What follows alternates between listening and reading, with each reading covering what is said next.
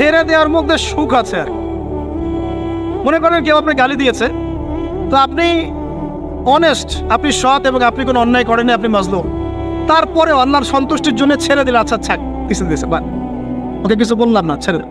এই ছেড়ে দেওয়ার মধ্যে যে এত সুখ, এটা আপনি বুঝতে পারবেন না। এই সুখটা উপলব্ধি করেছেন স্বয়ং রাসূল সাল্লাল্লাহু আলাইহি ওয়াসাল্লাম। মক্কা বিজয়ের দিন ওই যে বহু মানুষ এসে কি বলেছিল, ভয়ে কাঁপছে যে রাসূল সাল্লাল্লাহু আলাইহি ওয়াসাল্লাম তাদেরকে আবার মৃত্যুদণ্ড দেন কিনা, আছে না? আল্লাহ নবী বললেন যে লা তাসরিবা আলাইকুমুল ইয়াউমা, তোমাদের উপর আজকে আমার কোনো অভিযোগ নাই, ওয়া আনতুমুত তুলাকা, তোমরা মুক্ত, যাও, ছেড়ে দিল। এটা শান্তি। ইউসুফ আলাইহিস সালামের ভাইরা কুয়াতে ফেলে দিয়েছিল না, সেখান থেকে মিশরের বাজারে, সেখান থেকে রাজপ্রাসাদে, সেখান থেকে জেলখানায়, জেলখানা থেকে রাষ্ট্র ক্ষমতায়। কি লাইফ, ট্র্যাজেডি, লাইফের ট্র্যাজেডি দেখেছেন? এখন ইউসুফ আলাইহিস সালাম যখন শেষে ভাই থেকে চিনলেন, তিনি কি ভাইদের প্রতি প্রতিশোধ নিয়েছেন? বলেছেন যাও, মাফ করে দিলাম, ছেড়ে। এটাই শান্তি। আল্লাহর জন্য ত্যাগের মহিমার মধ্যে শান্তি আছে। আল্লাহ পাক আমাদেরকে ত্যাগ করার তৌফিক দান। তাই বলে সব জায়গায় আবার ত্যাগ করা যাবে না, এটাও মাথায় রাখতে হবে। বুঝতে পারছেন না কথা? মনে করেন যে আপনার পরিবারে আপনার বোনকে কেউ টিস করেছে, না বুঝতে পারি, ছেড়ে দিব? যা বাবা তুই টিস করেছিস, যা দিলাম, ছেড়ে। দেখো, মনে করেন যে কারো সমাজের মধ্যে কাউকে ধর্ষণ করা হচ্ছে, না বুঝতে পারি, আর আমরা বলবো যে যাক মানবতা দেখালাম, ছেড়ে দিলাম, ইসলাম তো মানবতা ধর্ম, যাও ছেড়ে দিলাম, বললাম হবে? সব জায়গায় ইসলাম মানবতা শেখায় নাই, কারণ কোনো জায়গায় মানবতা না শেখানোটাই ফরজ। একজন চোরের উপর আপনি কি মানবতা দেখাবেন? একজন ধর্ষকের উপর আপনি কি মানবতা দেখাবেন যে আরো ধর্ষণ কর বাবা, যা, উৎসাহ দিবেন? একজন খুনি, আপনি কি তাকে মানবতা দেখাবেন? তা ফাঁসি দিবেন? তো এই যে কিছু মানুষ এখন বলে ইসলাম মানে শান্তি, আর শান্তি মানে শান্তির সুবাতাস, বলছেন ওরা। ওই যে ইসলাম থেকে বদর, উহুদ, খন্দক, খায়বার সব কাট করে ফেলছেন। এগুলো ইসলামে নাই। ইসলামে শুধু আছে সালাম, সালাম, আফসুস সালাম, খালি সালাম দিবা আর তোমরা কি করবো, খাবার খাওয়াবা, ব্যাস। আর ইসলামের যে আরো বড় বড় বিধানগুলো আছে, এগুলো পাশ কাটিয়ে এড়িয়ে যাবে। ইসলাম তো শান্তির ধর্ম। আর বাবা, শান্তি মানে কি? শান্তি মানে আল্লাহর বিধানগুলো মেনে নিয়ে আল্লাহর সামনে আত্মসমর্পণের মধ্য দিয়ে শান্তি অর্জন কর। এই হলো ইসলামের ডেফিনেশন। আল্লাহ পাক আমাদেরকে পূর্ণাঙ্গতা বোঝার তৌফিক দান করুন, আমিন।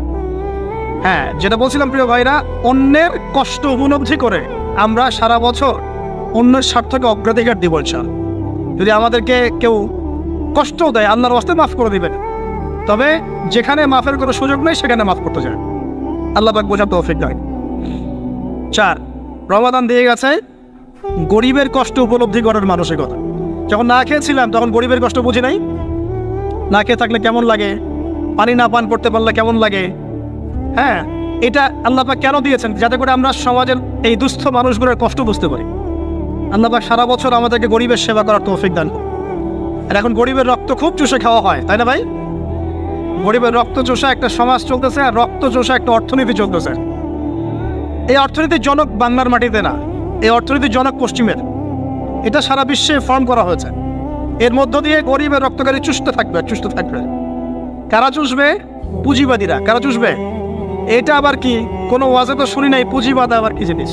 এটাকে ক্যাপিটালিজম বলে। পুঁজিবাদ মানে সমাজের একটা অংশের মানুষের কাছে ধন সম্পদ কক্ষীভূত হবে, বাকিরা আস্তে আস্তে গরিব হতে থাকবে দিন দিন। এটা হচ্ছে কিনা? সমাজে এই স্তরবিন্যাসটা বাড়ছে কিনা?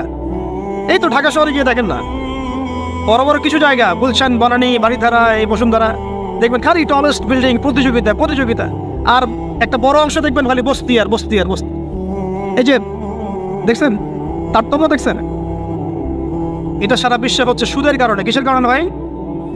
1 নম্বর সুদের কারণে, 2 নম্বর দুর্নীতির কারণে, 3 নম্বর হচ্ছে এই যে বোগাস একটা মনিটরি সিস্টেম চলছে এর কারণে।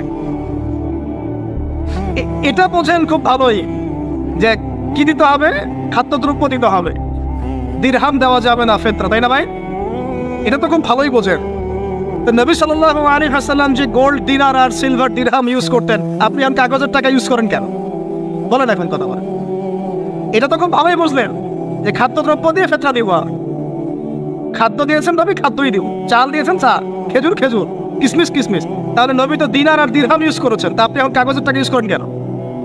আমি যে 5-10 বছর আগে বলছিলাম যে এই সিস্টেমটার মতো সমস্যা আছে, তখন তো খারেজি মানলেন ফতোয়া। এখন এতটুকু বুদ্ধি মাথায় আসে না? দিনার দিরহাম এটাই ইসলামিক কারেন্সি। আমরা যেগুলো চালাচ্ছি এগুলো ইসলামিক কারেন্সি নয়। কিন্তু পুরো বৈশ্বিক প্রেক্ষাপটে আমরা মানতে বাধ্য হচ্ছি। ইসলামিক খেলাফত, ইসলামিক পলিটিক্যাল ভিউ, কিন্তু সারা বিশ্বে খেলাফত নাই, আমরা মানতে বাধ্য হচ্ছি। ডেমোক্রেসি, সেকুলারিজম মানতে বাধ্য হচ্ছি। এটা বাধ্য হয়ে আমরা করছি, কিন্তু তাই বলে তো ইসলামিক জিনিস আর অন ইসলামিক জিনিস একাকার হয়ে যায় নাই, হয়ে গেছে। পর্দা, শরিয়া পর্দা পুরো উপর থেকে প্রতিষ্ঠা নাই, অনেকেই বেপর্দায় চলছে। আমরা তো বেপর্দা সমাজে চলতে বাধ্য হচ্ছে না? হচ্ছে কি না? এটা বাধ্য হয়ে আমরা করছি, কিন্তু কেউ কি মেনে নিয়েছে এটা? এই ইন্টেলেকচুয়াল ল্যাকিংসের কারণেই তো আজকে এই অবস্থা। প্রিয় ভাইরা, বোঝার চেষ্টা করেন গভীর থেকে। রমাদান মাস গরিবের কষ্ট উপলব্ধির মাস ছিল। আল্লাহ পাক আমাদের সবাইকে গরিবের কষ্ট বোঝার তৌফিক দান করুন। আর আল্লাহর ওয়াস্তে চেষ্টা করবেন গরিব মানুষকে খাওয়ানোর, এতিমের দায়িত্ব নেয়ার।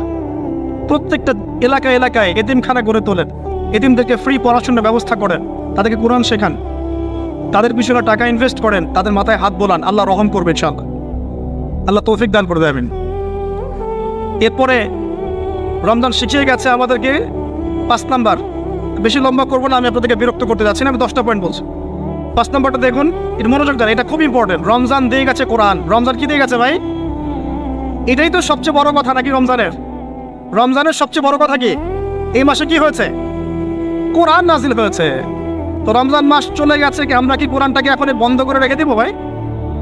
রমাদান মাসে কারা কারা কোরআন খতম করেছেন হাত তোলেন দেখি। সুবহানাল্লাহ, মাত্রই কয়জন? রমাদান মাসে কোরআন খতম করেছেন কারা কারা? অন্তত একবার। আল্লাহু আকবার। আল্লাহ আমাদেরকে মাফ করুন না, আমিন। আল্লাহ আমাদেরকে মাফ করুন। আমি খুবই হতাশ হলাম। রমাদান মাসে কোরআন অন্তত একটা বার তো খতম করা উচিত ছিল নাকি ভাই? আচ্ছা, রমজানের সম রাখেন কেন জানেন? রমজান মাসে কোরআন নাজিল হয়েছে, এটা রমজানের সম্মান। আল্লাহ পাক বলেন নাই শাহরুর রমাদান আল্লাযী উনজিলা ফীহিল কোরআন? আল্লাহ পাক বলেন নাই রমজান সেই মাস যেই মাসে কোরআন নাজিল হয়েছে? ইন্না আনজালনাহু ফী লাইলাতিল কদর, কদরের রাতে আমি কোরআন নাজিল করেছি। তাহলে রমাদান মাসে কোরআন পেয়েও যারা কোরআন পড়লো না, বুঝলো না, খতম করলো না, আমি তাদের জন্য আফসোস ছাড়া কিচ্ছু করতে পারছি না। আচ্ছা যাই হোক, যা করেছেন তওবা করা যাবে তো ইনশাআল্লাহ? আমার সাথে বলেন আস্তাগফিরুল্লাহ আল্লাযী লা ইলাহা ইল্লা হুয়াল হাইয়ুল কাইয়্যুম ওয়া আতুবু ইলাইহি।